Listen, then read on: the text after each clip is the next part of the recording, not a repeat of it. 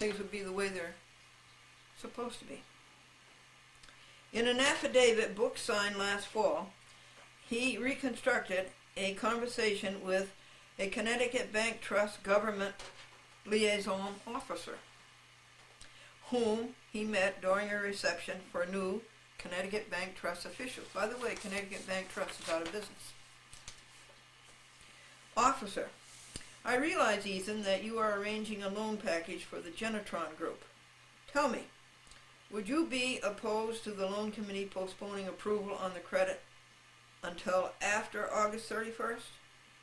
August 31st, 1985 was the date imposed by the Connecticut Resources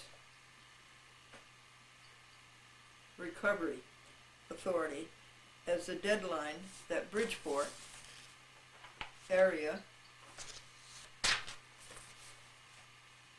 communities should join their project, or else they would face a surcharge for late joining, an unlawful condition, which was later disregarded by the Connecticut Resources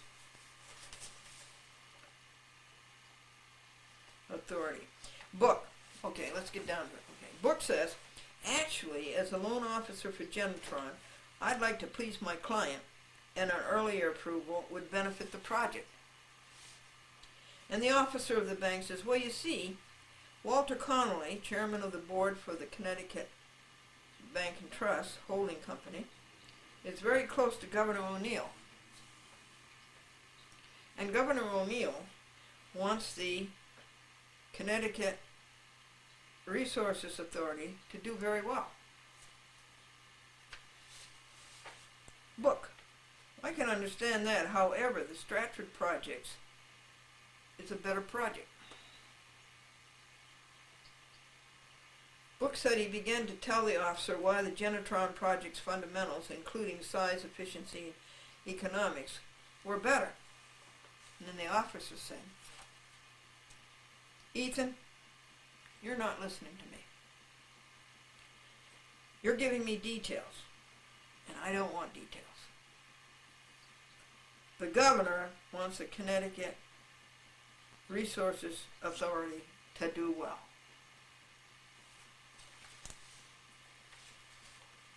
Book said that on September 3rd, the Genetron account was taken away from him.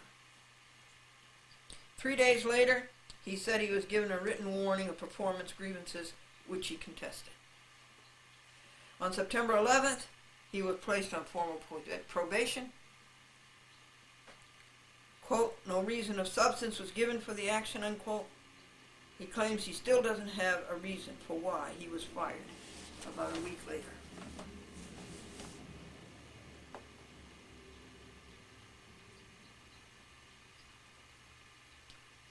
Lucille Brown, legal counsel in the bank's Hartford office, said last week, I can't give any statement and advise any corporate officers not to make any statement regarding Ethan's status.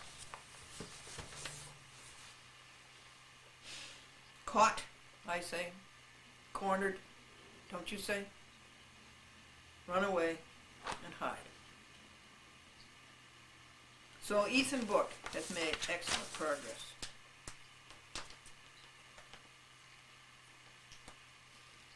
Now page 8 is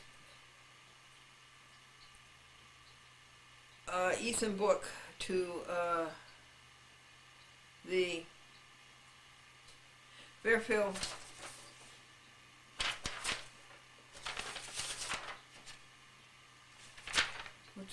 Fairfield County Business Journal, which I remember as being independent. But now I see that the address is 3 Gannett Drive, White Plains, New York. Does that mean it was taken over by Gannett? And he writes to Dan Stringle.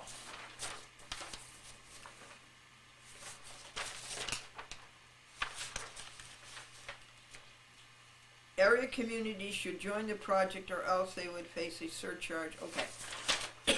Excuse me. Very interesting point. Let me try to articulate a proper response. As I see it, what I have presented to you is some smaller pieces to a bigger matter which begins to describe a picture.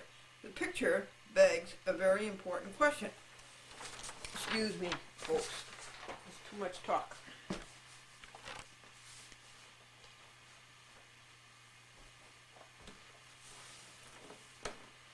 The question is our system of government and business setting one of truly free enterprise where the value of the individual is recognized and allowed to flourish and prosper, or is our system one which views the individual citizens as objects? Yeah, views you as objects, for which the primary purpose is to support the all-powerful and all-important governmental machinery. Well, this is excellent. And he mentions what's going on in the U.S. Supreme Court, the case regarding the inclusion of the phrase "under God" in our pledge to the flag. The Knights of Columbus presented an amicus curiae brief. That's good. And where there are conflicts of interest, political biases, and corruption, the basic rights of the individuals become lost. But Ethan Book disinters them.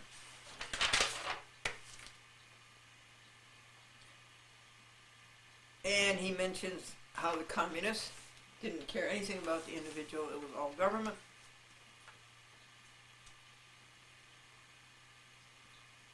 And the small businessman is not encouraged, and he is a small businessman, is not encouraged and supported.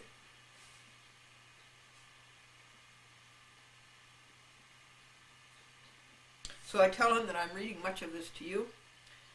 He mentions the horrible Federal Reserve Act of 1913. And I tell him again what I've told you many times. The Federal Reserve Bank is not federal. It is a private corporation. The Federal Reserve Bank is not a bank. The Federal Reserve Bank is not allowed to be audited. That's part of the Federal Reserve Act of 1913. Where were you asleep, America, in 1913 when you let that horrible thing happen, the Federal Reserve Bank? The Federal Reserve Bank is immune from telling you who's on the board. The Federal Reserve Bank, we found out who's on the board. Guess who owns the Federal Reserve Bank? And guess who owns the United States of America? The Federal Reserve Bank. And who are they? Goldman Sachs, Lehman Brothers, Chase Rockefeller. Overseas, Lazare Frere, Seitz, Rothschild, Warburg. That's who owns us. Well, we must sum it all up.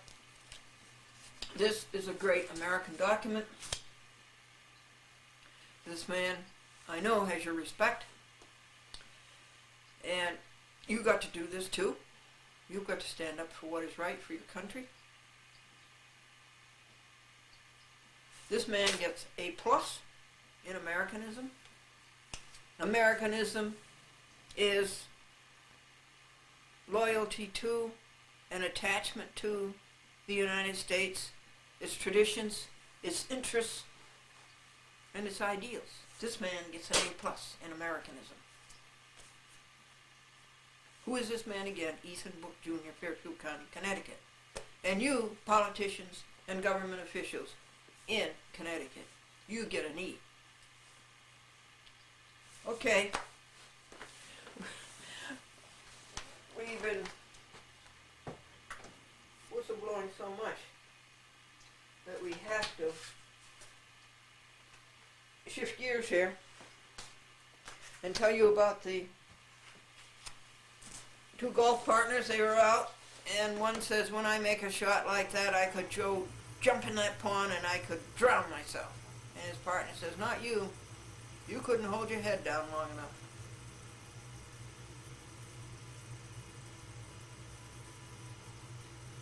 And what's the difference between a teacher and a train? A teacher says, don't chew. And the train says, choo choo. And Peter used to watch golf on TV, and his doctor told him, you need more exercise. So he's watching tennis on TV. And the golfer sliced his ball,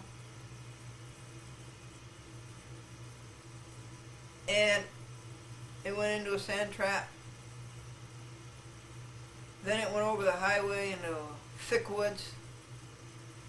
He put down his club and he started to go after the ball. And his partner said, "What? You're going after that ball?" And the golfer said, "Yeah, I have to. It's my lucky ball."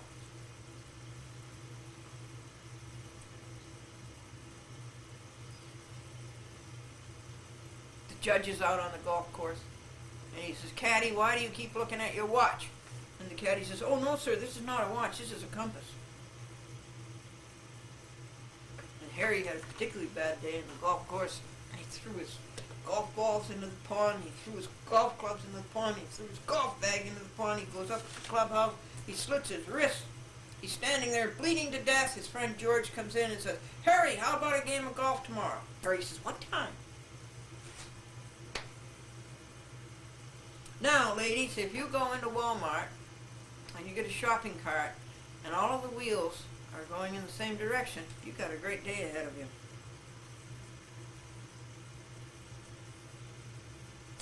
The Department of Labor reports that 31 million Americans are idle.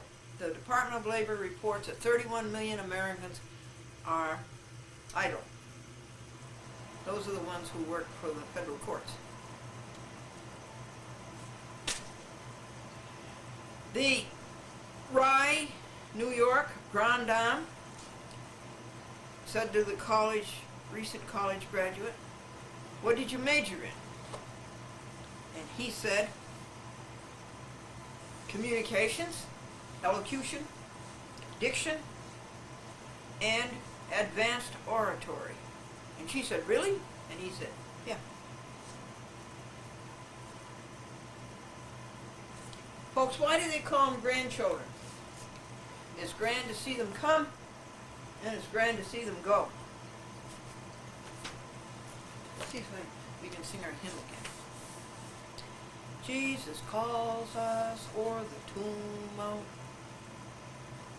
of our lives, while restless seem, day by day his sweet voice soundeth, saying, "Christian, follow me."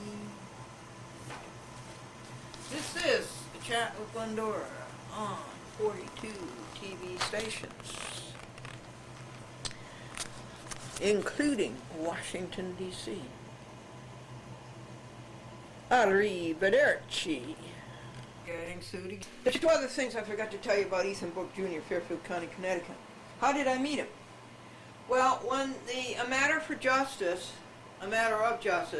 picketed the United States Court of Appeals for the Second Circuit in Manhattan, I was a picketer, and so was Ethan Book Jr., and that's where I met him. Number two, they thought they were going to shut him up by sending him to jail for a year, right? But he didn't sell his soul. No, he did not sell his soul.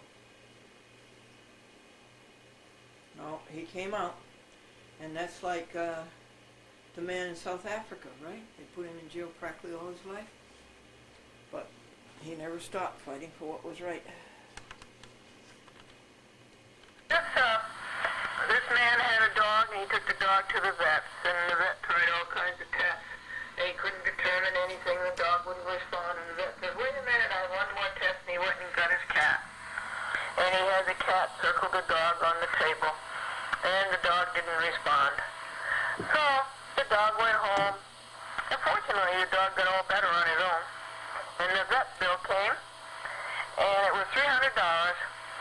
And it was $100 for the veterinarian and $200 for the cat scan.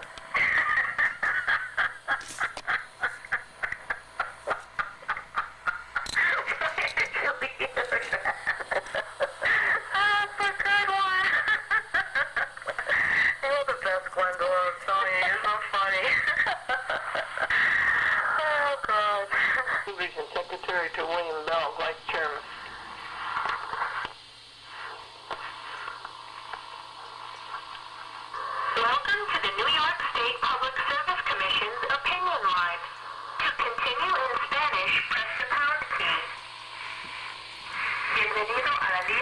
Constitución de la Comisión de Servicios Públicos del Estado de Nueva York. Para continuar en español, oprima la tecla del símbolo de libra. If you are calling from a rotary phone, please remain on the line. Following the main choices, you will have the option to leave your opinion. The Public Service Commission is seeking your comments regarding any utility-related issue. Please listen carefully to the following choices. You may repeat these choices at any time during this message by pressing 9.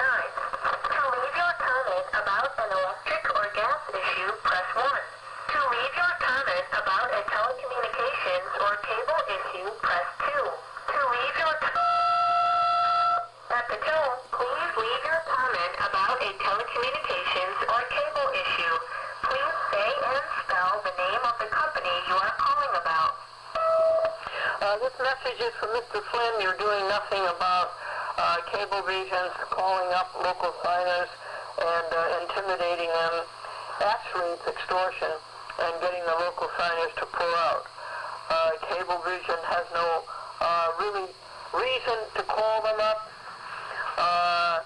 Cablevision uses as an excuse that they want the signers' proof of residency, like a utility bill.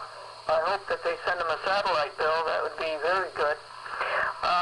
But all Cablevision has to do, most of these signers are Cablevision subscribers. All they have to do is look up in their own database, and they will see that the signer has given the correct address.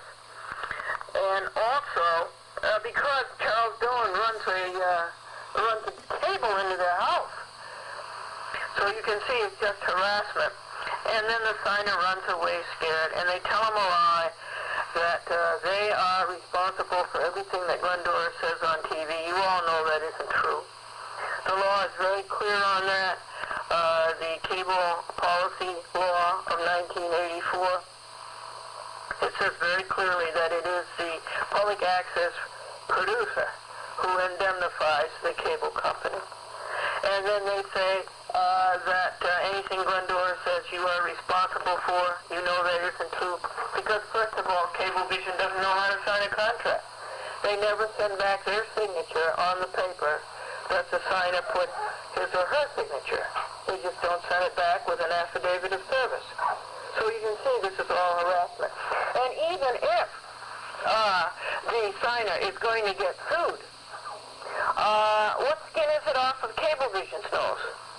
So what? What does Cablevision care if the signer is going to get sued? What business is it of Cablevision? So you can see this is all harassment. And you sit up there in your fat gluteus maximus and you do nothing about this limiting and prohibiting of public access, Article 11, Public Service Law, Section 229. You do nothing about it. All you do is take the Cablevision perks and their golf games and their lunches. That's all. You're not there to protect the public. You're there for self-interest. It's Glendora, 914-949-9495, and this will be played on Cablevision and Glendora's other 42 TV stations all over the country. So you want the world to know how bad the New York Public Parasites Commission is. Oh, how do you spell Cablevision? Well, I think you can spell it. How do you spell Dolan? Dolan is spelled D-O-U-G-H-L-A-N.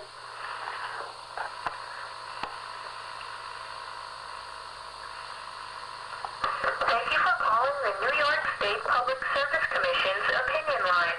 Goodbye.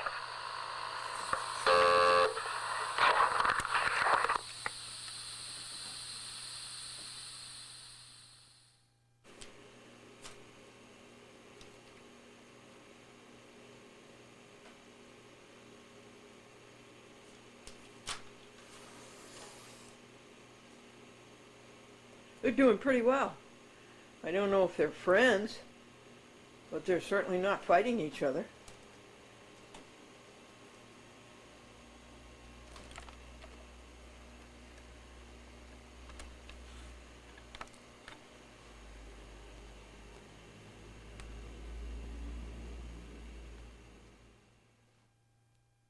Against the above referenced Outdoors in freezing icy weather in February, and again in hot, sweltering August, subject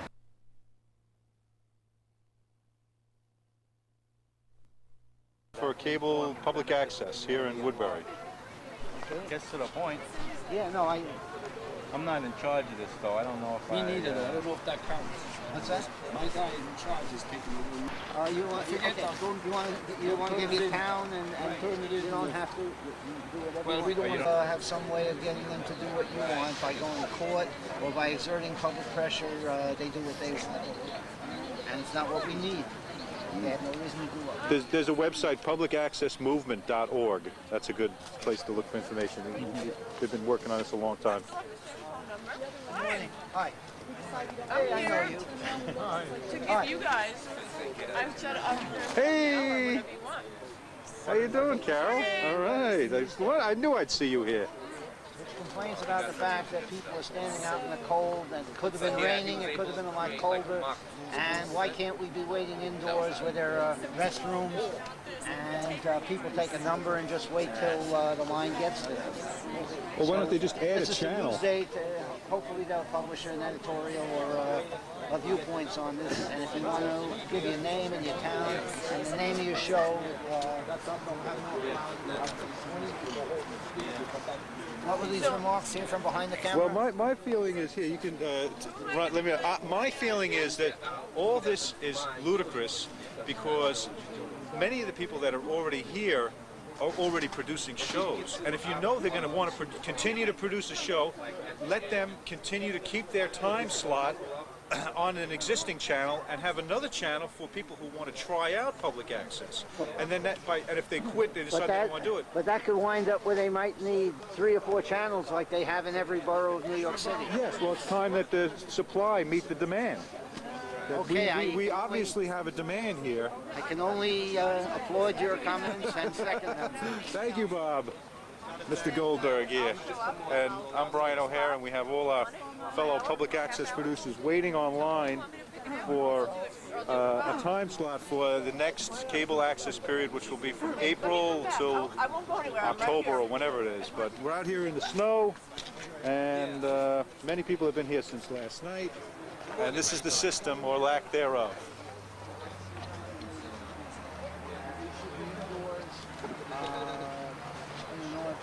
Something you get a number when you go in and sit down and these things, eating conditions, have a restroom available, and not do it outside. It could be raining, it could be 30 degrees colder, and they should be doing different regional doors. So that's essentially what it says.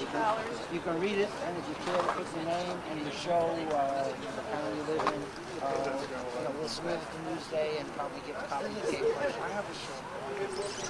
Whether it will do any good, I don't know. But certainly, if you don't try, it's not costing them anything for us to be uncomfortable. Okay. My only, I need more, it's only my second time on this, for what? Well, we're taping this and some documentation of the event. I have to be honest with you. All right, if you don't want to be on the camera, just that's all. You don't have to. For them, we had it paid for 3/4 inch tape. $15 a shot. No, I still have It's only by putting pressure on them that we went to the 1/2 inch, and now people can afford to do it. Hi. We're submitting a letter to Newsday complaining about how this is done. There's no reason why. If you can turn flip the page over and keep on going. Yeah, I signed this last time, and it was the same thing. No, I'm telling you, there was no channel until a lawsuit was brought. Yeah. And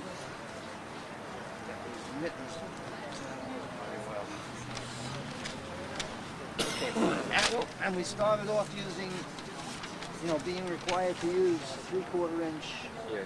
3/4 inch tape. Right. You know what that is? Yeah. That's a semi-professional tape that costs $15 a shot. Right, and then that's a big thing. I mean, everybody is saving like $10 every time they produce a tape. Yeah.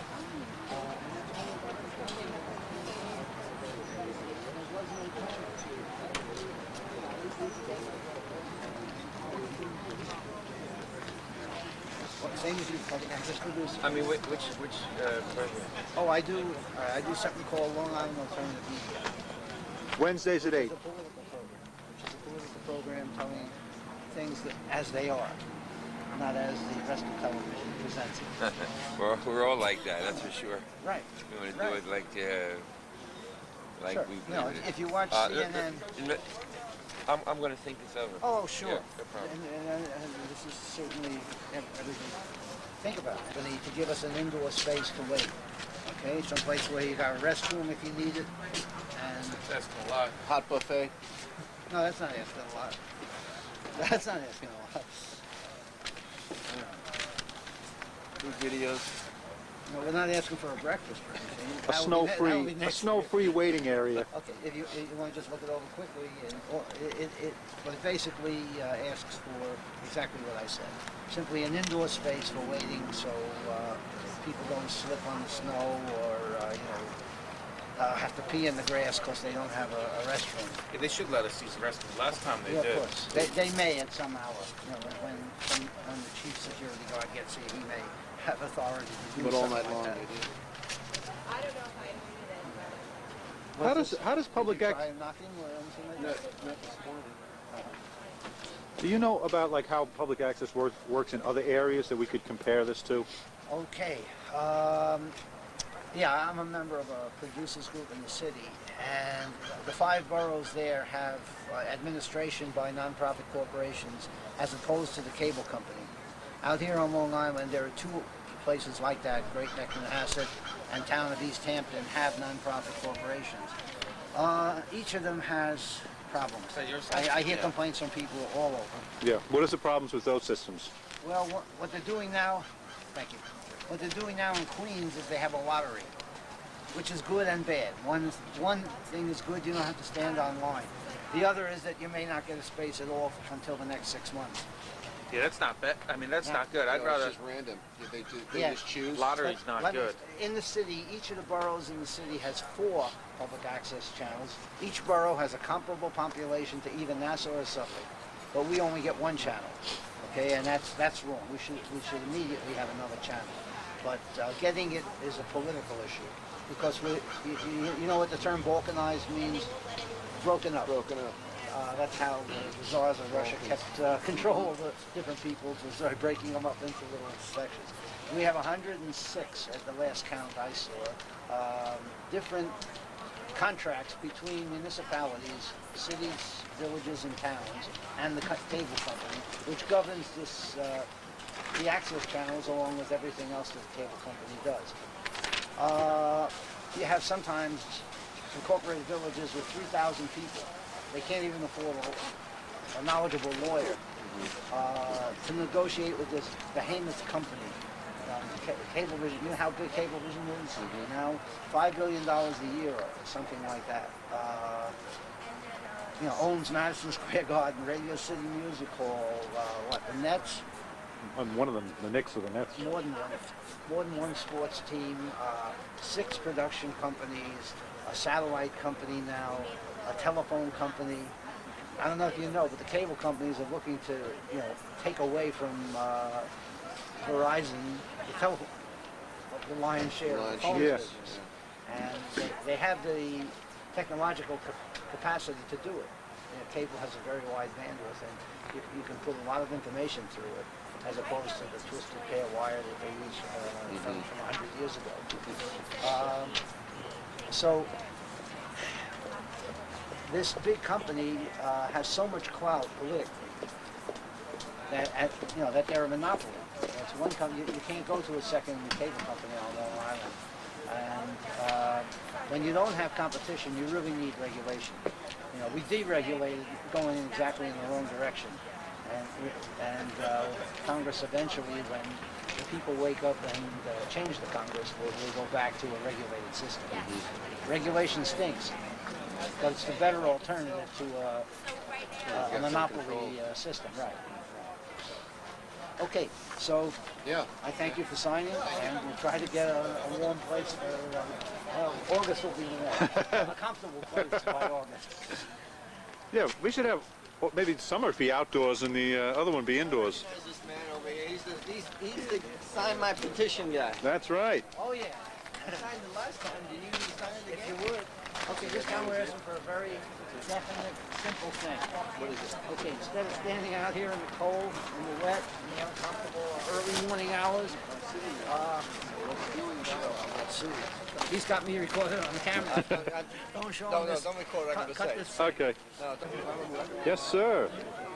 Now, what do you got under that hood there? Me? A little bit of hair, you know. I know, that's your opening line on your show. Show us what you got under that hood.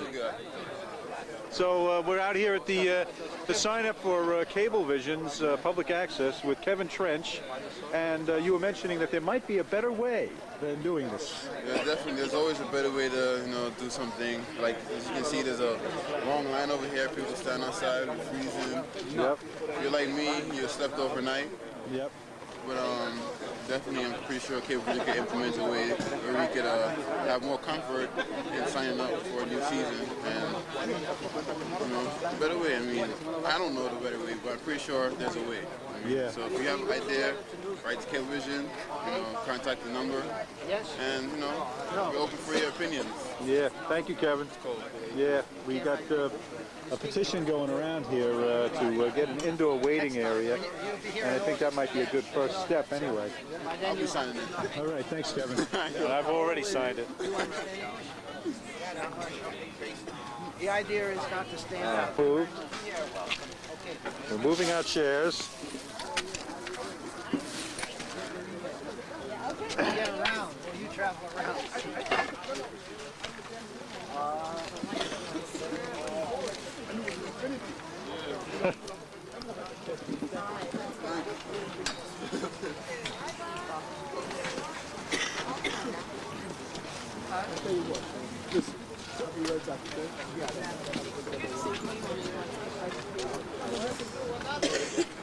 Because of the miserable conditions here today, we decided that we would petition Cablevision and Newsday to make the public aware of the corrections that need to be made here at Cablevision. And so we designed a petition. Let me read it to you. Help, we the undersigned, residents and public access cable TV producers of Long Island, need to inform the media and the public of an antiquated, hazardous, inhumane, and unfair situation perpetrated by Cablevision of Woodbury upon its dedicated cable access producers. These producers are required to wait outdoors, as you see, in freezing icy weather in February, and again in hot sweltering hot August, subject to mosquito bites, lightning storms, and burning sun. Long lines of producers start to assemble the night before in order to secure a time slot for their programs. Cablevision could easily provide a warm, safe space, such as an auditorium, with access to bathroom facilities. It is apparent that Cablevision's intent is to discourage rather than to promote public access programs that inform and benefit the community at large. Thank you, Barbara. And we have a bunch of signatures there. How many people have signed? Do you estimate 75 or? I would say close to 100. And so you're going to send that to Newsday and Cable? And to Cable, and where are there other places that I The can Long Island think of? Press, maybe? Or Perhaps. Yeah. Any media that is interested in promoting good programming from people that do it at their own expense and their own time and struggle with Cablevision to treat them decently. Well, I appreciate that. Thank you very much. And thank you, Bob. The final word is burr. They do a nice job. Burr, it's cold, and it might have been worse. Yeah, yeah. This is the scene here at February 10th, 2004 from Cablevision. We're signing up for public access spots. And we hope that letter will create a little awareness and get us a spot to wait inside for future sign-ups.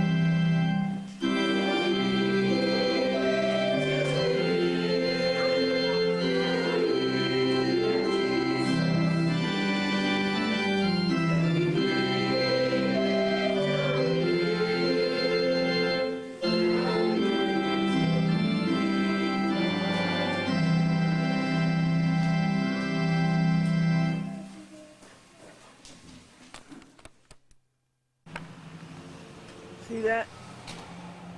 Winter's washing away and spring is coming.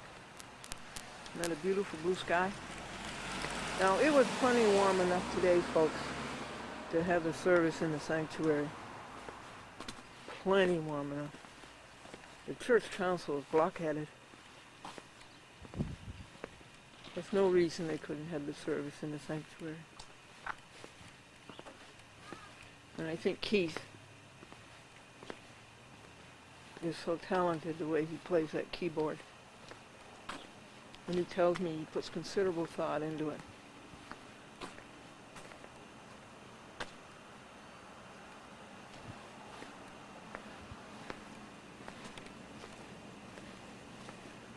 Isn't it nice? That snow is gone, that dirt is gone.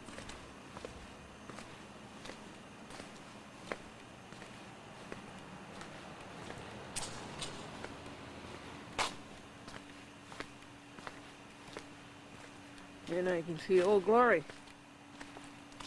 flying.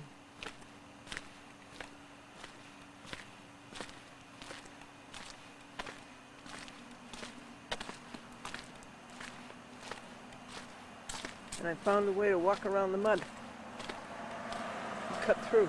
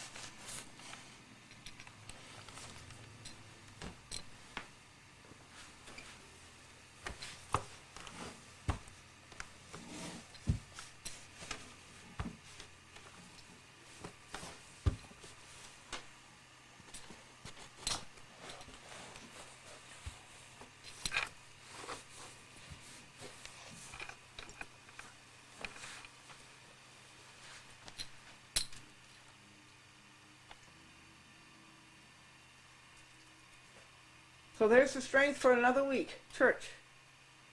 What good things are we going to do this week? And how many people are we going to lead to be perfect and have this happiness? And how many animals are we going to help?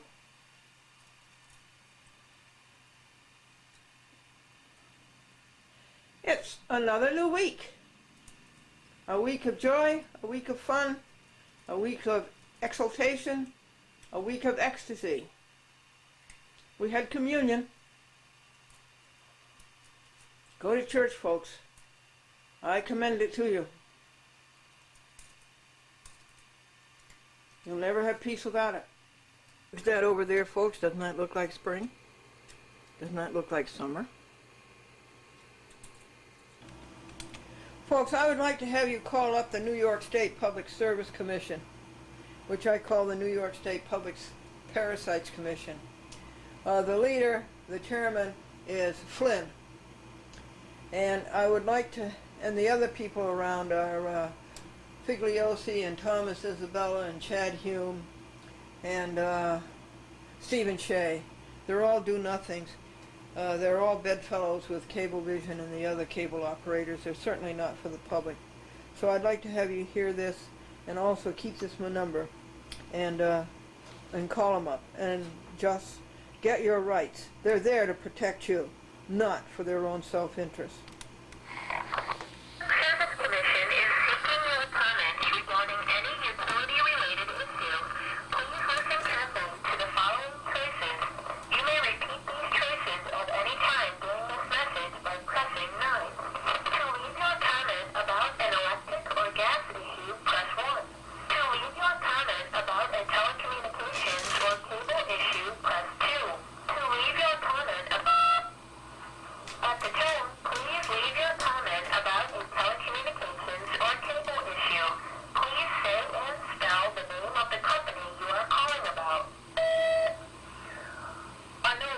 but I think you can spell Cablevision. This is Glendora. And Glendora had Charles F. Dolan and Cablevision Systems Corporation on trial for 6 hours on February the 17th in the city court, city of Rye, county of Westchester, state of New York, United States of America. And it really boils down to a free press issue between Glendora and Charles F. Dolan and Cablevision Systems Corporation. It goes back to the Peter Zenger trial, which also was in Westchester, and just a few miles south of Rye in Mount Vernon. And can you believe that fiduciary, irresponsible Charles F. Dolan must have paid a Park Avenue lawyer in small claims court now? Can you think of anything more ridiculous than a small claims court with a Park Avenue lawyer in it? Named Callaghan, a bestseller of yours. And the issue came down to the 53 videotapes that Charles F. Dolan and Cablevision Systems did not return to Glendora. The court ruled that Cablevision returned the tapes and that Glendora picked them up. But Glendora did not get her $3,000, which is the small claims court limit. So Glendora appealed this, and the appellate term ruled in Glendora's favor. And Glendora won once and for all that the Rye City Court and Glendora do have jurisdiction over Charles F. Dolan. He tried to get out of the billionaire that he is, but he didn't make it. Okay? We have jurisdiction over him.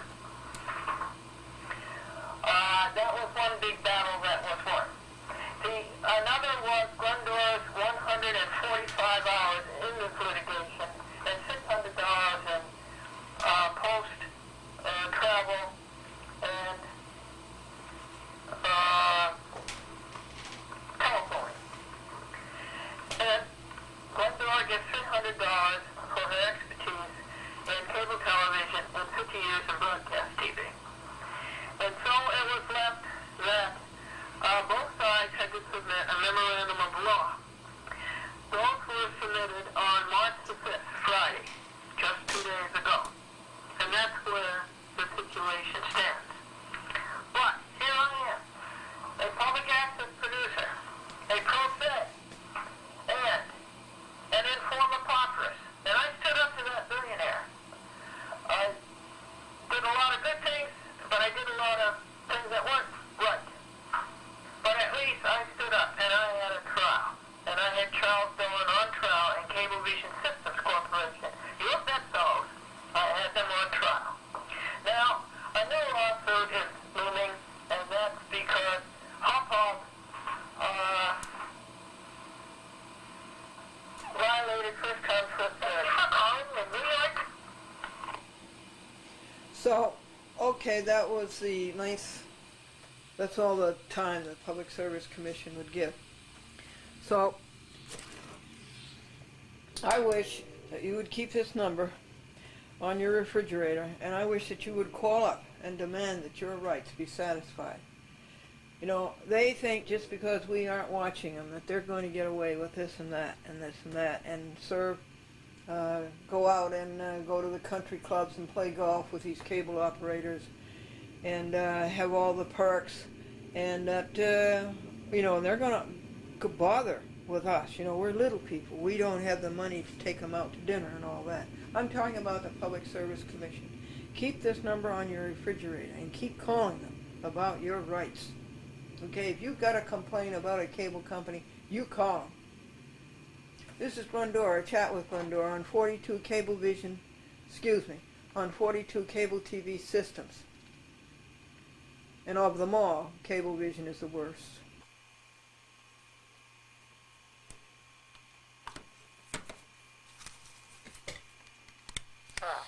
Because it won't go anywhere without a rattle. Thank you for helping me. I'll try to reach you. You know that computers are in the Bible? No. Yes, Eve said to Adam, do you want an apple too? Oh, that's right. Really good. It's nice chatting with you, Glendora. Thank you. Now then, everybody, for 10 years and 4 months, Charles F. Dolan and the crooks he hires, called Cablevision Systems Corporation, have been violating Glendora's public access rights, shareholder rights,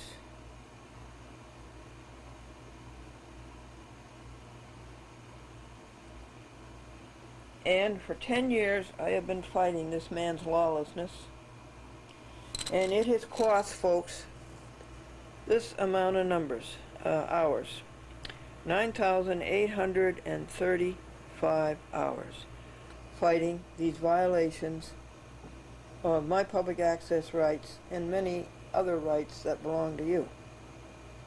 9,835 hours. It is cost in print, postage, court fees, and travel, and telephone, $27,284. The record is 87 volumes and 11 file drawers. Yeah, such as this. Here's a file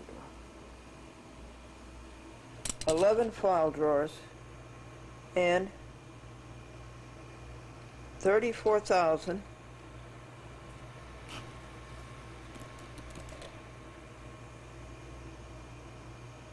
254 pages of bad record against Charles F. Dolan and Cablevision Systems Corporation. 1,136 mailings, and I have a record of 2,533 Dolan lies. This started on November the 11th, 1993 to March the 7th, 2004. 10 years and 4 months. And I'm continuing to stand up for what is right and knock down what is wrong. Chat with Glendora is okay in Rye. I just talked to Jim in the city manager's office. And a Chat with Glendora is played at 10 o'clock on Mondays, 10 a.m. and at noon and at 2 p.m. and at 4 p.m. and at 6 p.m. and at 8 p.m. and at 10 p.m. And a Chat with Glendora is okay in Yorktown and the 8 municipalities in that system.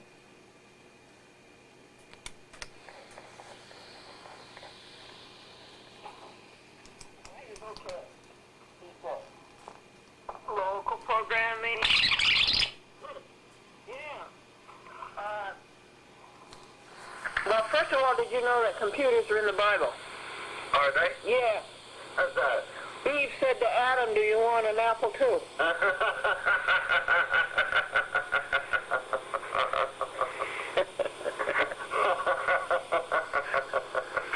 good. Very good. Thanks very much. My friends will enjoy that. Yes, indeed. And here's somebody else who enjoyed that joke.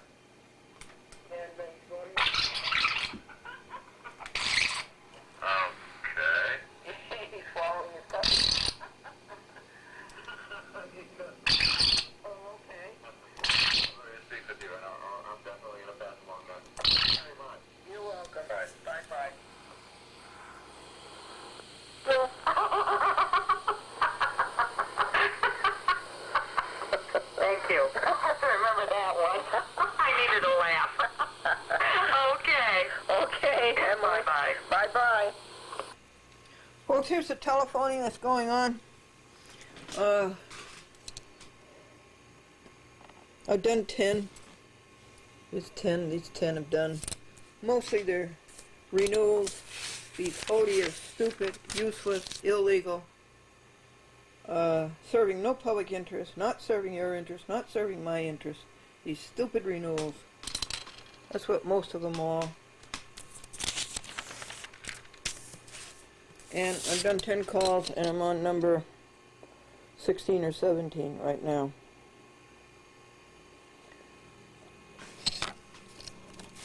And there's about 300 more to do. All the saints who from their labors rest. That's Frankie. Who bow by faith before the Lord confess. That's Frankie. Thy name, O Jesus, be forever blessed. Hallelujah, hallelujah. 914-949-9495. That is to Shannon Lashley. Yeah. Bloopers on the church bulletin. Okay. It said that the morning service, the sermon would be Jesus walks on the water. And that the afternoon service, the sermon would be searching for Jesus. And I'll sing you a hymn. I'll sing you a hymn that applies to Franklin, okay? This applies beautiful. Yeah, this applies to Franklin. For all the saints who from their labors rest, who thou by faith before the Lord confess. Hallelujah, Jesus be forever blessed. Hallelujah, hallelujah. Folks, you people in Southampton, save public access. Southampton, do not sign the Cablevision contract. Protest. Call 631-283-6055. Say, I protest the Cablevision proposed contract with Southampton. Do not sign it. I am opposed. 631-283-6055. Okay, Glennie has a few things to report to you. This is the United States Court of Appeals for the Ninth Circuit in San Francisco. And it's Omnibus 17, Glendora, Plaintiff Appellant versus Queens Public Television et al. And it's before two people named Fernandez and Tallman. He's probably 5'1.5", huh? And they're saying that unless Glendora, that Glendora's application to proceed in form of paupers, that is without prepayment of fees, is denied, and that unless she has $105 into the San Francisco court 21 days from the date that this letter was filed,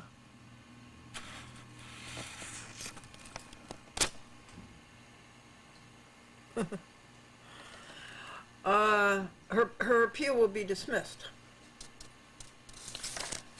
Well, I appealed, and the issue I'm appealing is that the lower court, the District Court of Montana, denied my informer paupers. So, folks, tell me, if I don't have the money to pay the filing fee in the lower court, why do I have the money to pay the filing fee in the higher court? Can you tell me that? Okay. So the way you treat this kind of stupidity is you take a big 9.5 by 11 envelope so everybody can read it on the postal trail from New York to San Francisco.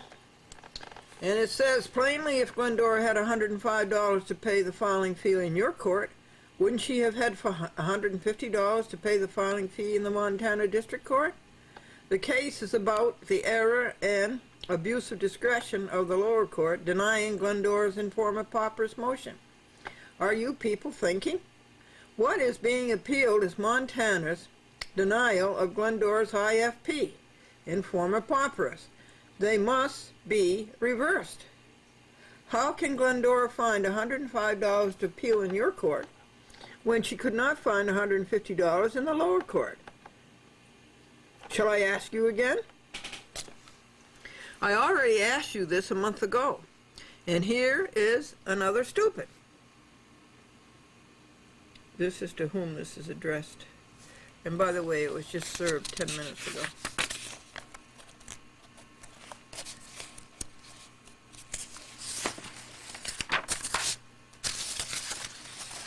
here's another stupid. You say to get back to you within 21 days of the date of your letter, or then when it's filed, and then you send the letter to the wrong address.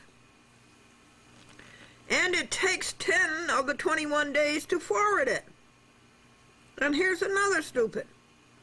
Papers have to be signed by a judge.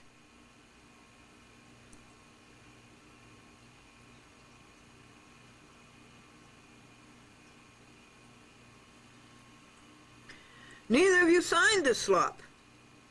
And lastly, Glendora is entitled to a panel of 3 judges, not 2.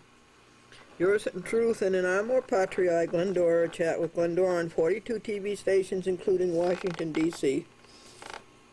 Without prejudice, Uniform Commercial Code, Book 1, 207, Section 207, Glendora. Service list. The Senate Judiciary, the House Judiciary, the Administrator of U.S. Courts, a hopeless case, Ralph Meekum, Leonidas Ralph Meekum. George Bush, McDermott, Glendora TV audience, that's you, the most important one on the list. And the Center for Judicial Accountability, and 2 copies to Who to Sue. This is Opus 1099, and it took an hour, and it costs $4. Let me show you their letter that's this so-called order that's unsigned. And here's the wrong address. And here's the postal correction address.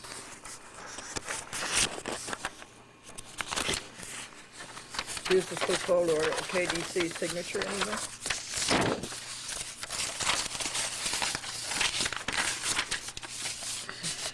I do not see a signature on that page anywhere. Down here I see my notation. Omnibus 17, Montana, Glendora.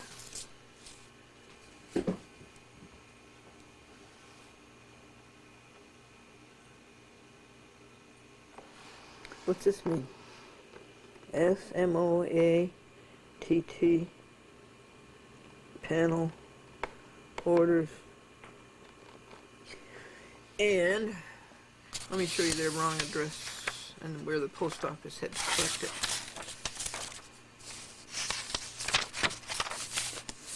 Right here.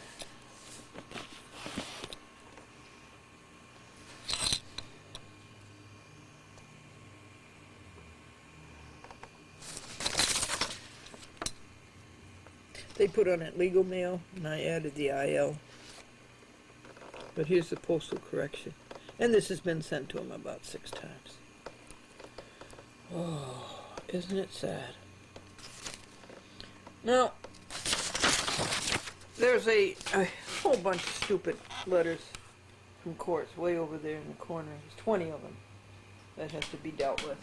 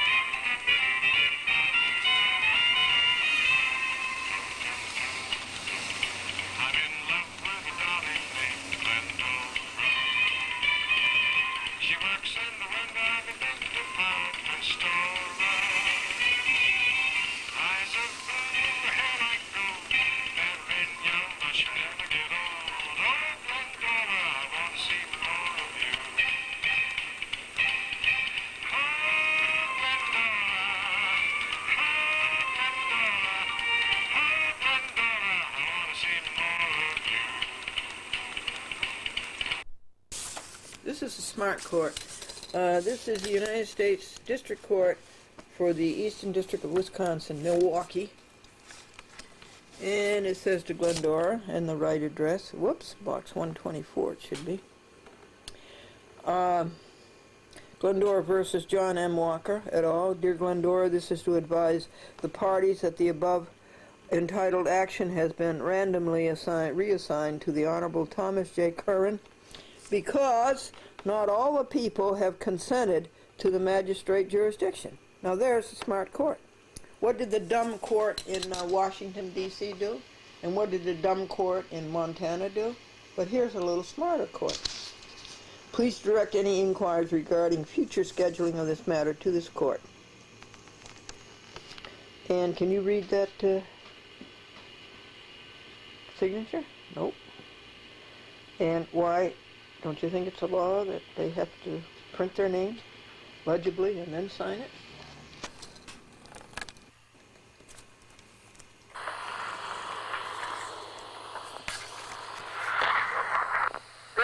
Smith, tell me about your bridge club at the Tenafly Senior Citizens. Okay, we have Tenafly Recreation Duplicate Bridge Club on Tuesdays at 7:30 p.m.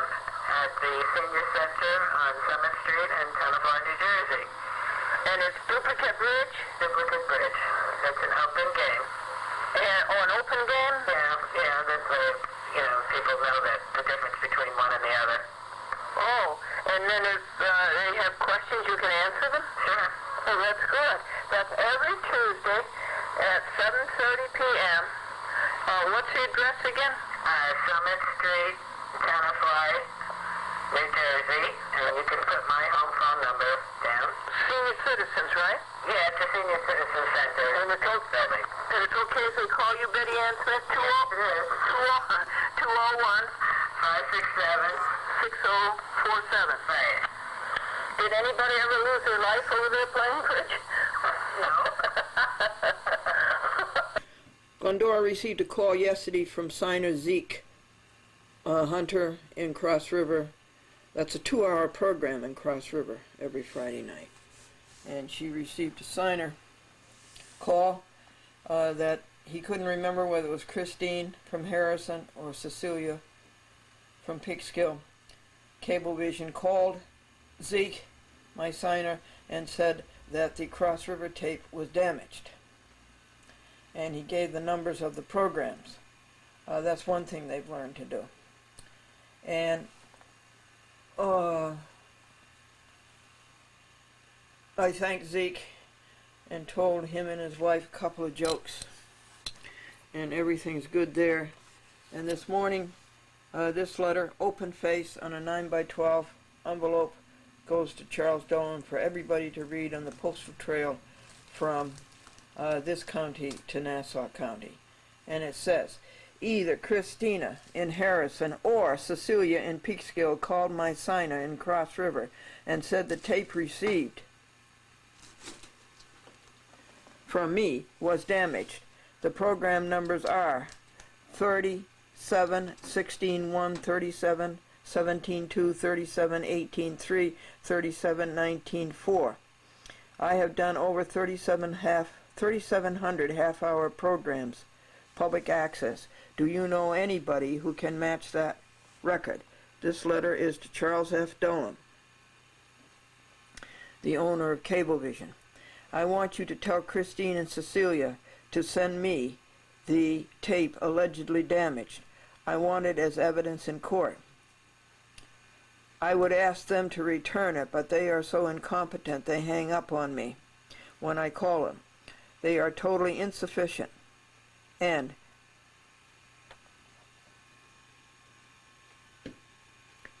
inadequate and must be fired.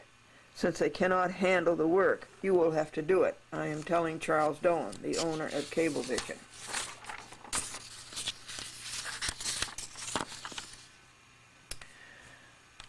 On these editions, 3716-1 to 3719-4, is their dismal record of hanging up on Glendora when she seeks the information she needs to administer her public access program. This is a Peter Zenger Free Press fight. They are suspected of sabotage. Glendora sent 40 such tapes to cable systems that came the same day and were wrapped the same way. But it is only Christine and Cecilia who report damaged tapes. It is already censorship and editorial control, and you are all going to be sued for that. Christine and/or Celia told my signer to tell Glendora to wrap all the tapes in bubble wrap. Then you supply the bubble wrap. If that's going to be a requirement of a cable casting a chat with Glendora, then you supply the bubble wrap. Remember, I have a statutory right to public access. I do not have to beg Cablevision for it. Hurry up, Time Warner. Swallow up Cablevision and Christine and Cecilia with it. Yours in truth, Glendora.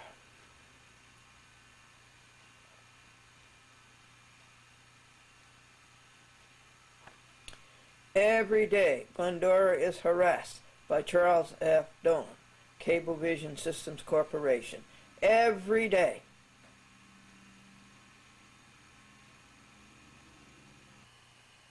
Okay, folks, we have some joyous news for you. You remember Omnibus 20?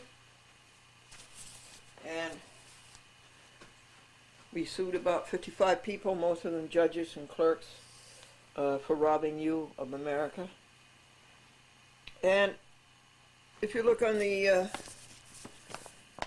second page, listing the defendants, you see Carolyn Deneen King, the Chief Judge of the U.S. Court of Appeals for the Fifth Circuit in New Orleans, Charles F. Fulbridge III, Kim Folsa, Michael Brown, Shelley E.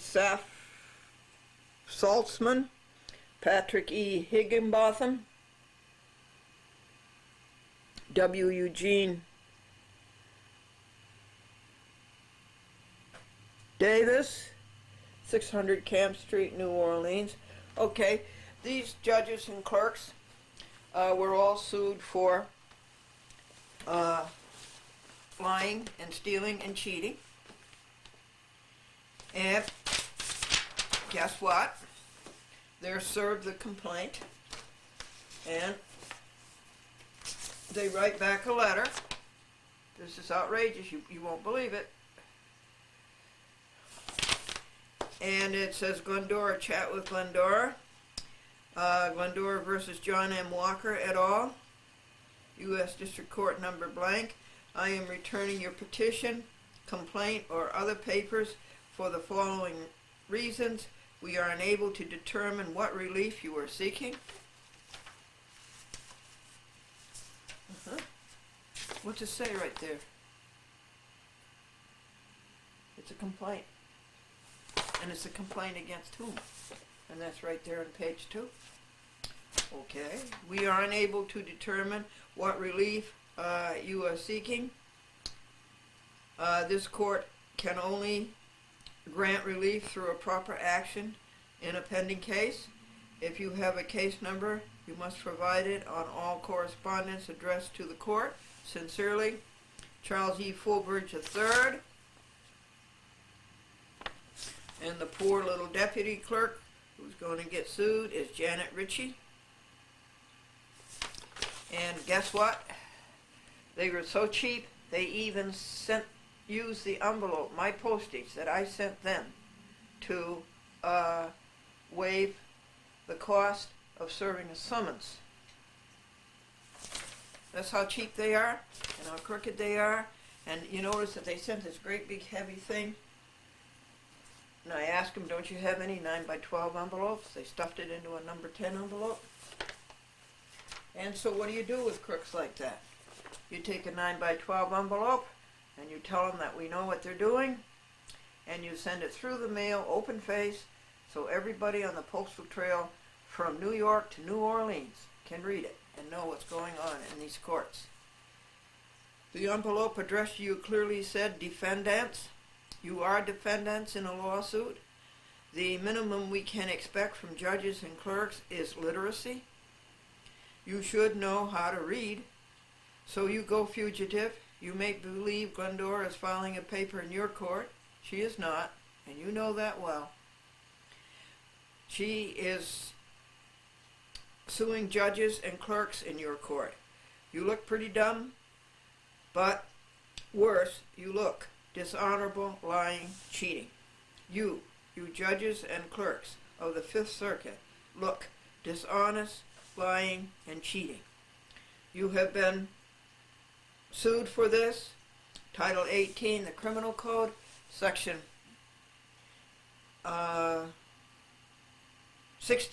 1001, 5 years and/or fined. You deliberately lied and misrepresented. The complaint you should have answered instead of fleeing from it is being returned to you, together with your hoax letter, the accusatory instrument. You have received the summons by now. Your 20 days to answer the charges against you is nearly expired. If you do not answer the complaint, judgment by default will be taken against you, quote unquote. That's what the summons says. Can you get somebody literate to read this to you?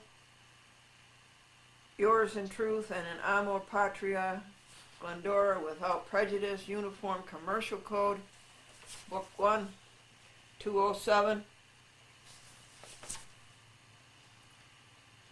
A chat with Glendora on 42 TV stations. It's going to the Senate Judiciary Committee and to the House Judiciary Committee and to George Bush and to L. Ralph Meekum, the so-called administrator of U.S. courts. It's going to you, the Glendora TV audience. It's going to McDermott, great American champion, pro se, civil rights champion in Washington, D.C., and to who to sue. It'll be in Omnibus 21.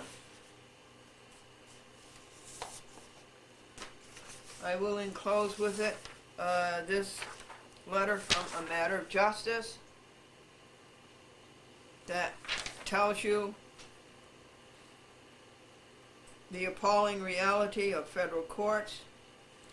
Did the federal court accord you due process of law? Most litigants answer no to this question. For over 2 decades, the federal judiciary has been implementing an unwritten, illegal policy to dismiss nearly all civil suits filed by ordinary citizens, like you and me, regardless of the law and the fact. Increasingly arrogant and bold, the federal judges meddle in politics, legislate from the bench, reinterpret the Constitution, and set up the tone of dishonesty and abuse for the legal system as a whole. Introducing a coalition, A Matter of Justice. A Matter of Justice is a national coalition of over 70 legal reform organizations and numerous otherwise unaffiliated individuals, many of whom are attorneys. Only 3 years old, we are the largest organization of its kind in the USA. In May of 2001, we demonstrated at the Fourth Circuit Court of Appeals in Richmond, Virginia. Boy, do they need it. Oh, they are so hopeless. Demanding an end to the mistreatment of litigants in that circuit. 2 weeks later, A Matter of Justice held a demonstration at the United States Supreme Court in Washington, D.C. I went, remember? Brought you back a tape of it. And on May 3rd, 2002, we demonstrated simultaneously at the Second Circuit. That's Manhattan. I was there, and I showed you a tape of that. And the Fourth Circuit, that's Richmond, Virginia. The Sixth Circuit, that's Cincinnati, Ohio. And the Ninth Circuit, that's California. Now, some of our demonstrations were covered in the media. A Matter of Justice delivered numerous citizens' petitions to the House Judiciary Committee calling for investigation of abuses in the federal courts. And Congress agrees that there are plenty.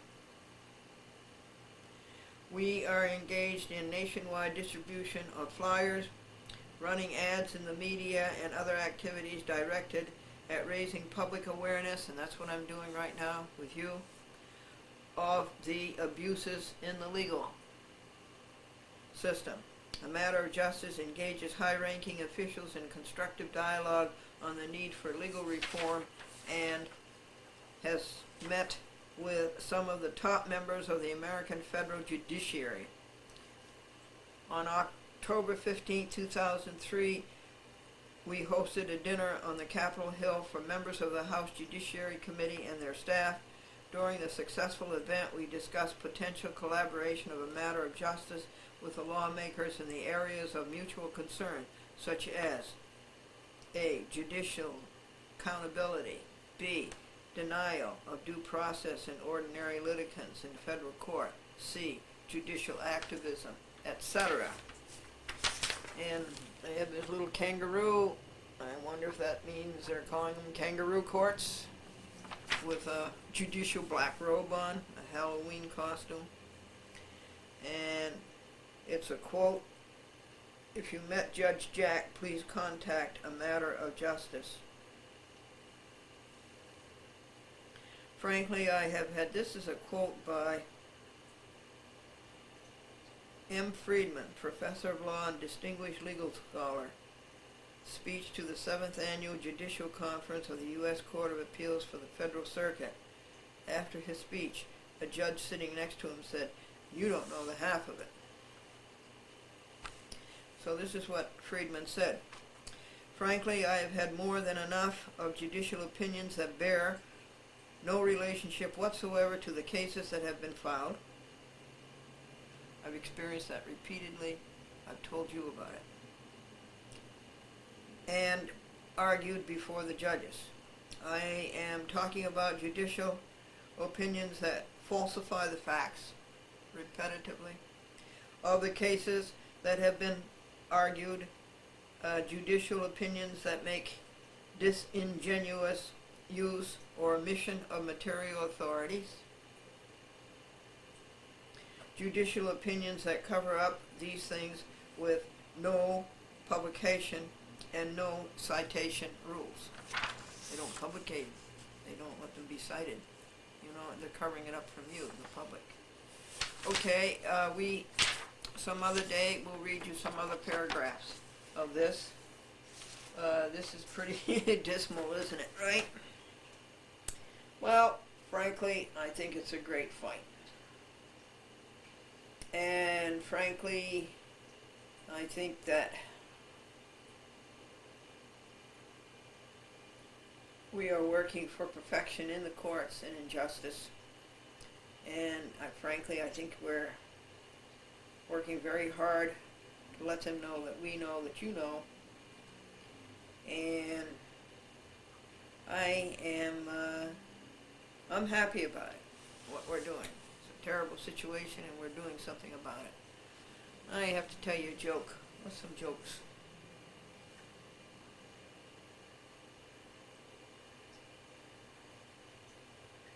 A boy called up his girlfriend and she says, "I'm not going out with you Friday night." And he says, "What? You ruined all my plans. What am I going to do with my weekend?" And she said, "Wear a hat on it." I made, did I tell you I made 35 telephone calls yesterday? And that's not enough. It was supposed to be 50. And I sent in the renewals. Thank you, Jackie Brickman in Brooklyn. And thank you, the Shepherd family in Torrington, Connecticut. We sent in the renewals for Litchfield, Connecticut and Brooklyn, New York. And we put up a good fight all day long for public access. So that makes you feel good. Alright, now I'm going to collate, stuff, and seal this Fifth Circuit thing. And over there on the desk there's 12 more, just as bad. 12 more legal papers, just as bad.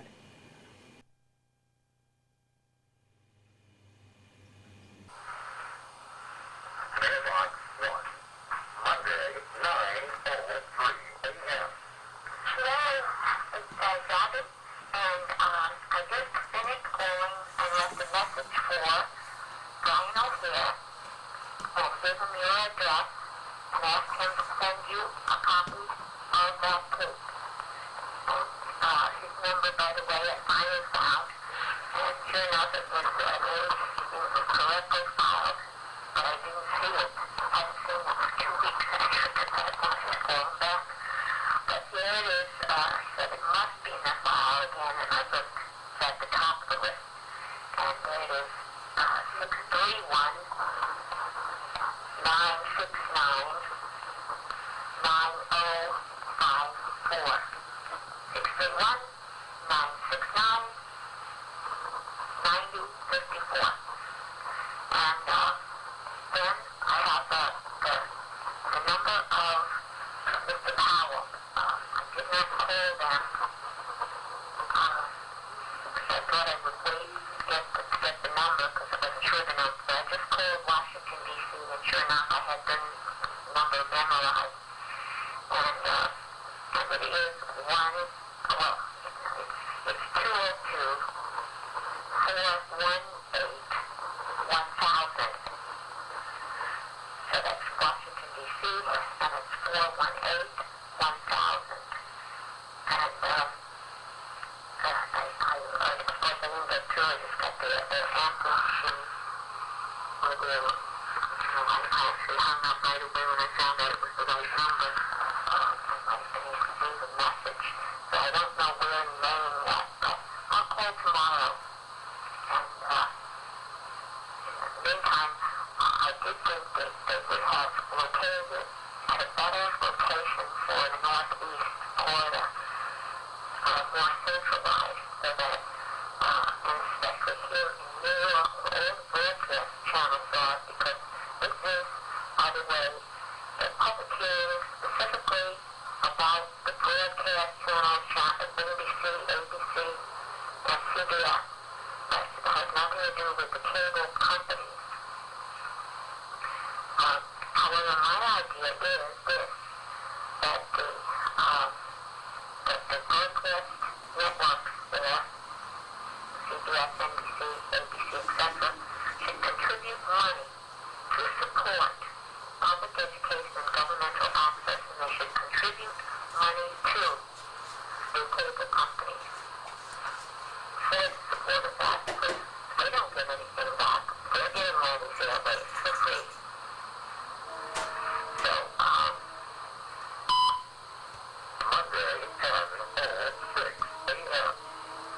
hello, Glendora, this is Bobby. I just also wanted to say how important it was when you mentioned on the tape that you had to fill out all 24 applications in one geographical region that really was, a community, and that cable had broken it up into 22 or 24 different places where you had to get sponsors in each of those, and what a headache that was, and how that really discourages public access television. And so this is what they're doing now in the east end of Long Island. In fact, that Channel 22, that education and government channel that they have there, they've already divided it so that they've already divided that. Channel 20, though, which is our public access channel, is not divided. It's shared by the whole East End. That's why, I told you, they see you in 4 towns now. But the whole idea that they have in mind, as I said, is also to divide so that you need 4 applications, actually 5, including LTV, 5 different, or maybe let's look at television for a second, just 4 applications now to get back on. And so this is the bad thing. So I was talking to Lori Galgano because I wanted to get final here number from her. I called her earlier today before I found it in my own stuff. And she said she didn't have this number either. So then I had called someone else and I never got back, so that's why I started looking amongst my things again. But I happened to call her too because I spoke to another man. Oh yeah, he was a third person. I called thinking he had the phone number, but he didn't. So he had written a book called They Stole Our Government they're taking her back. She's in the book. He's a citizen, by the way. This book, all short, polar country, they're taking her back by Walk the Beach. So I spoke to him, and he can't get a publisher for it. He published it himself, and like a regular book. So very beautiful, and at any rate, he mentioned how he'd like to, I told him he should get on public access. He's taking care of an invalid wife who's in a wheelchair. Monday at 9 a.m. And so, since he's an invalid, that he didn't have time to, he couldn't do television. So I had to offer to put him on my show back a while, but he didn't follow up. But anyway, he said he would be interested, and I thought, I told Lori, told her, well, because in his book he talks about some political prisoners. So I connected the two of them, and while I was on the phone with her, though, I asked her about what happened over at Edmonton. How was it? She said there was a huge mess of people there. Huge mess of people. By the time she got there, all the time slots were taken. Even her time slot was taken. And so I said to her, you have to go to the politicians and hound them to change that. You guys. And she said, and so this is where I need some advice. As soon as I said, she said, oh, we're taking care of it, Daddy. We're taking care of it. Well, she's putting a lot of effort out to write letters Dolan, and to appeal to Charles Dolan. And, I didn't go about laughing or anything, but I did say that, well, that's, I didn't get to tell her that she was really wasting this time that she didn't have, and right away, though, she could tell that I was about to tell her, well, that's not going to be effective, and she didn't want to hear that. She didn't want to hear that. And then she had to get off the phone. She was tired. She had to have some rest time, so she didn't want to hear it. People don't seem to want to hear what the right way to do things are. And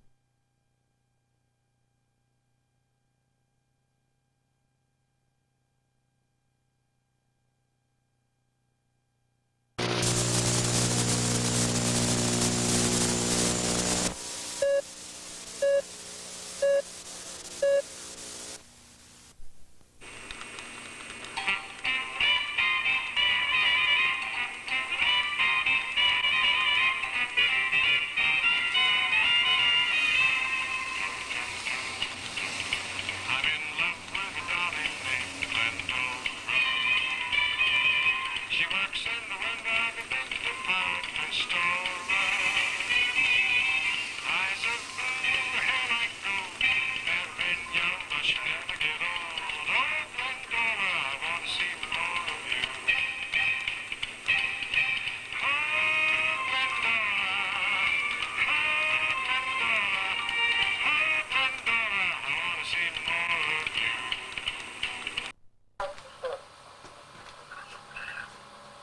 you should play the song. Oh, your song's great. Love you, Bob.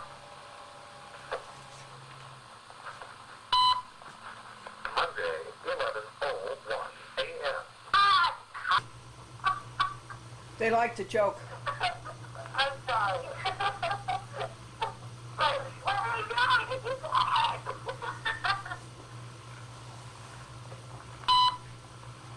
And they like the purple hat. 2 a.m. Please call this number, folks, and ask the politicians not to sign the Cablevision contract. Please call them. 631-283-6055. Do not sign the Cablevision contract. I just wrote a complaint to Teutonic Telephone, and the bill is $24, and I told them that this bill should be about $19. That's what it is for Verizon. And I told them that they keep me from having MCI Neighborhood, which is a flat rate of $60, and now my long distance is about $125, and I tell them that they are an abominable monopoly. That's Taconic Telephone.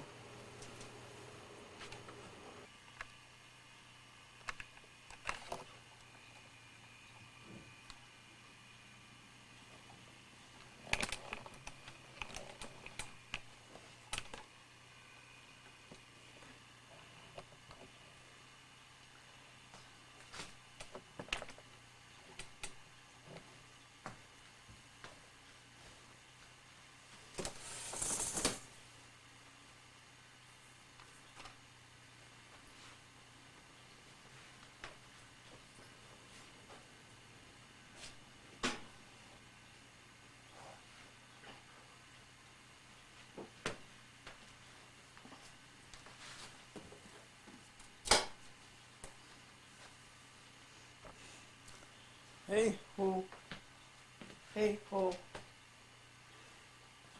hey ho. We're getting set up here to videotape, and we got a cat right where we have to sit. Now what are we going to do about that? Stand up, I guess. Could you move over? Could you just move over a little bit?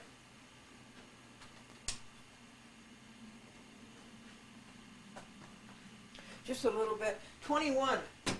Legal papers and details. Oh, thank you very much. An in-mail piled up during the Rye Dolan fight for right. And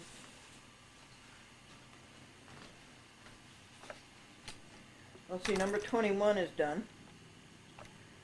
And number 20 down to 12, those are done.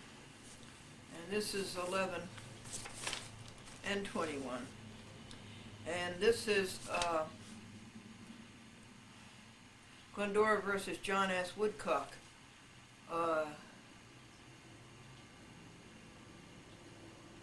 Trader judge in Bangor, Maine, who thought it was okay for a magistrate up there to violate Title 28 U.S. Code 636, which says that a magistrate has to have your consent in writing in order to take your case. And I made it very clear that this was the case, and I made it very clear that I wouldn't give my consent in writing. And this magistrate went and defied the law anyhow, and dumb John Woodcock stood up for her. And so they both got sued. And they got sued in the United States District Court, District of Montana. And there, a traitor magistrate named Monica Benton did the same thing, defied the law, defied the Constitution, and she went one step worse in saying that the local rules of the court in Montana superseded the U.S. Code and the Constitution. So she's really in deep trouble. So her order, so-called, was given to the United States District Judge, and he signed it. He thus became an accessory before the fact and after the fact. They were both accessories to the fact. They were accomplices in violations of the United States Code and the Constitution of the United States. So, this is really two papers. First of all, it's a notice of appeal of Lasnik. He's the United States District Judge in Montana. A notice of appeal of his stupid order, and it says, note, make sure that the attachment goes to the Ninth Circuit with the notice of appeal. And it says, please take notice that Glendora appeals to the Ninth Circuit the order of Robert S. Lasnik, United States District Judge, Montana. The date of the order is February 24th, 2004, and Glendora is in forma pauperis. That means poor. Yours in truth and in amor patriae, Glendora. Chat with Glendora on 42 TV stations, including Washington, D.C., without prejudice, Uniform Commercial Code, Book 1, Section 207. And here is the attachment. I read this to you when it was created. Memorandum of law to Robert S. Lasnik that Patricia J. Benton has no standing and her paper of January the 15th is a nullity and she will be sued for defiance of the United States Code. And then attached to that is Lasnik's signature and date on the prepared order for him. He's a great judge. He can't even write his own orders. Give him credit. He can write his name and put in the date. Maybe your clerk put in the date for him. And here is the so-called judgment. And believe me, it is a judgment without judgment. So that's the notice of appeal. Notice of appeal, folks, is the simplest legal paper there is to write. But you have to get it in within 30 days. So we're well ahead of that. It will be served today. This paper cost 3 hours, and it cost $8 to print and post and travel. Now, so it was 2 papers. That stupid order made 2 papers. 1, the notice of appeal that I just read you, and 2, a complaint, a judicial misconduct and disability complaint. Stay tuned though, because when we get through this, we're going to have some jokes. Glendora says this is a judicis to the Ninth Circuit to San Francisco. Ninth Circus, Fourth Circus, Fifth Circus. This is a judicial misconduct and disability complaint against Monica J. Benton and against Robert S. Lasnik. Complaint is pursuant to Title 28 U.S. Code Section 351, the Judicial Reform Act of November 2002. Both Benton and Lasnik are 100% incompetent. The law states that no magistrate can touch a litigant's case without litigant's permission in writing. Title 28 U.S. Code 636. Both these hacks violated the law, both of these hacks violated the Constitution, and both of these hacks thought that local law supersedes the U.S. Code and the Constitution. Their misconduct is defiance. It is puerile defiance. It may even be senile. Lasnik is so incompetent, he doesn't know how to write an order. His teacher's helper has to do it for him. Glendora made it pellucidly clear she wanted no magistrate but frivolous Benton, butted in regardless. And Lasnik spinelessly goes along with her. What they should have done was to order the clerk to tell the United States Marshal to serve the summons and the complaint upon the defendants. And serve also the magistrate consent or refuse form. Now other courts know how to do this. What is the matter with these profligates? Both have been sued under the Title 47 U.S. Code Section 1983, that's civil rights. They are state actors. They work for the United States government. Well, they get paid your taxpayer money. They don't do any work. And also Section 1985 conspiracy. They're also sued for criminal code 18 U.S. Code 1001, lying and misrepresenting and cheating. That goes with a 5-year jail term and a fine. And also they're sued under Civil RICO, Title 18 U.S. Code, Section 1941. That disability and misconduct is 100% total. Their disability and misconduct is 100% total. Glendora demands the names, addresses, and telephone numbers of the committee members who appointed Benton. See, a magistrate is appointed. I think it's 10 years, or maybe it's only 7. And Lasik could be impeached, fined, and jailed for violating the Constitution and the United States Code. Benton and Lesnick are accessories to the fact before and after to each other. Further, they fail to do their work in defiance of Congress's cost and delay reduction program. It takes them forever to do something, and then what they do is wrong. Yours in truth, and in Amor Patria, Glendora, a chat with Glendora on 42 TV stations, and also Without Prejudice, Uniform Commercial Code, Book 1, 207, Glendora.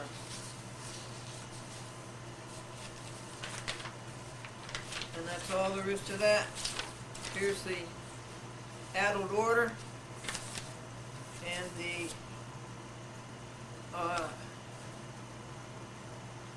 judgment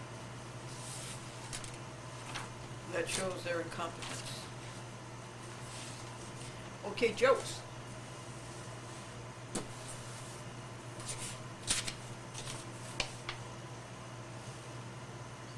Wait a second, folks. It's 3:15. We're supposed to say a prayer every 15 minutes. You say the prayer? Ah, God, we're happy. We're happy, God, that crocuses are pushing up their little green leaves. And we're happy, God, that we don't let people get by with this, that we take the stand against them. We're happy, God, for people like Zabby who fight, fight, fight, fight every minute of their life for what is right and never get a penny for it. We praise Zabby, and we encourage her, and we applaud her. Why else are we happy? We're happy because we have such a great universe, right? The moon and all our other planets, and they're so pretty at night. Venus and Jupiter.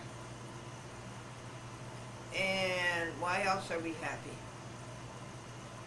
Well, that we rescued so many cats. You know, I had 6 of my neighbor cats spayed. And when a Thursday, day after tomorrow, I had the last 4 spayed. Whew. Am I glad that's the end of that? 10 of them.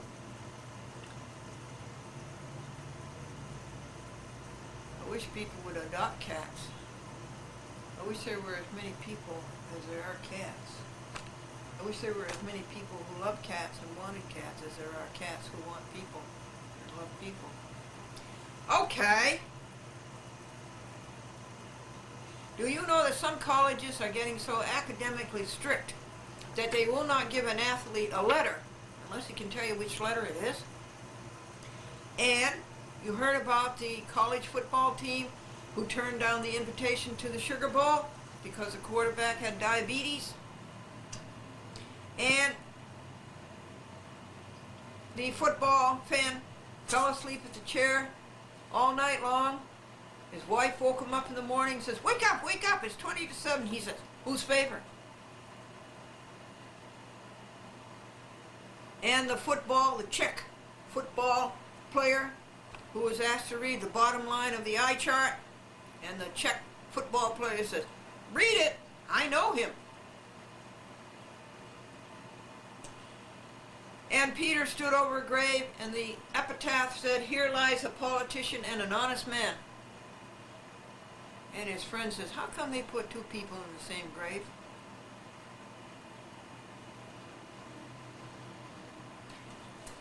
You can always count on your undertaker. You can always count on your undertaker. He's the last person in the world to let you down. And Johnson said to Gloria, you're so cute. You're just so cute. And you do cute things all day long. And you're one of the little kitties I had spayed. Look at that face. Isn't that the greatest face? Look in there. Those beautiful eyes. You're so cute. You're always doing cute things, yeah. And purring away, aren't you? Yeah, purring away with your little bracelets. She has cute little bracelets, see? Where were we? Yes, Peter looked into Gloria's eyes and he says, "You make time stand still." And guess what Gloria interpreted that as? She had a face that would stop a clock. And Marilyn has pedestrian eyes. They look both ways before they cross. And people say that I have nice even teeth. I do have nice even teeth. Because 1, 3, 5, 7, and 9 are missing. Now, the golf partner showed up. He showed up late. And the other partner says, "What's the matter with you? Why are you late?" And the golf partner says, "I had to flip a coin to see whether I was going to play golf or stay home and mow the lawn. So what took you so long?" "I had to flip the coin 10 times. I wish people could hear you purr. You think they can? Can they hear you purr? You hear him purr? Can you?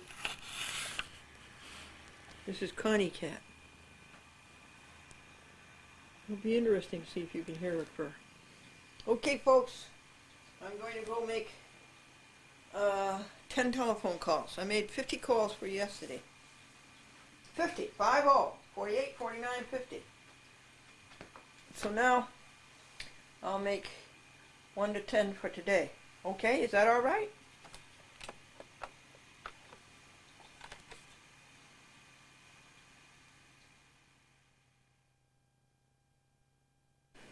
Now, folks, it's as I've told you, every day and every way, Cablevision harasses Glendora, a chat with Glendora.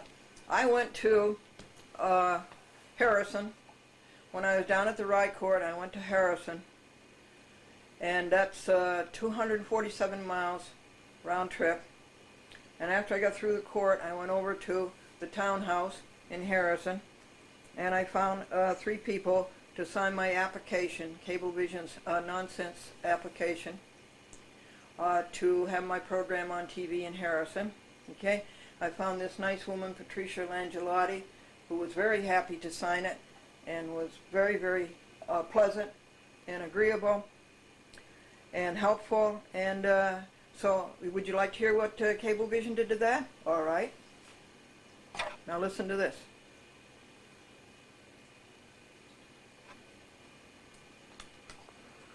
Thank you, Jennifer.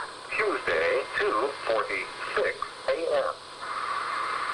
Hello, Glendora. This is Pat Langelotti. You had spoken to me regarding your cable show, A Chat with Glendora. Cablevision has sent me this notice saying they needed sponsor verification, and when I spoke to them, it seems like what you were asking of me is a little bit more involved than I really care to do. I thought you just needed a certain number of signatures in order to continue your show in Portchester and Harrison, but I am not interested in becoming a sponsor. So you'll just have to try to find someone else. I'm sorry. And please do not call my home because I am not going to change my mind. I just wanted to let you know. I got your number from the Cablevision. And I was happy to sign the form, but I am not interested in being a sponsor. Thank you. So you see, there's another one. That's another Peggy Homiak, okay? That's another Richard Ogden. That's another O'Connor. That's another Carolyn Allen. That's another Thomas Rogers. That's another Joseph Patnay. You see? They call up and they harass the people and they talk the people out of it. You see that?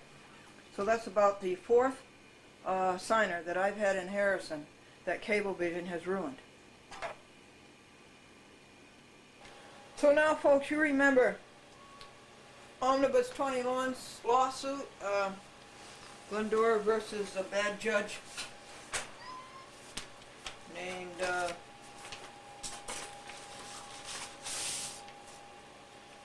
John M. Walker, the Second Circuit, and his accessories before and after the fact, Roseanne B. McKechnie and Gerard Whitby. That was Omnibus 20.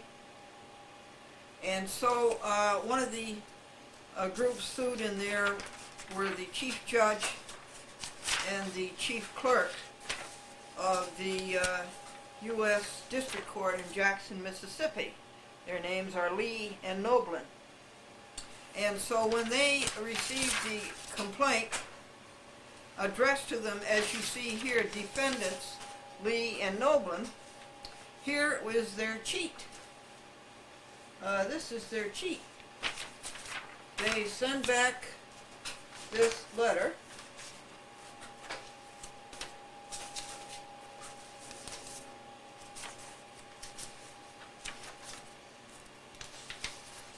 Unsigned.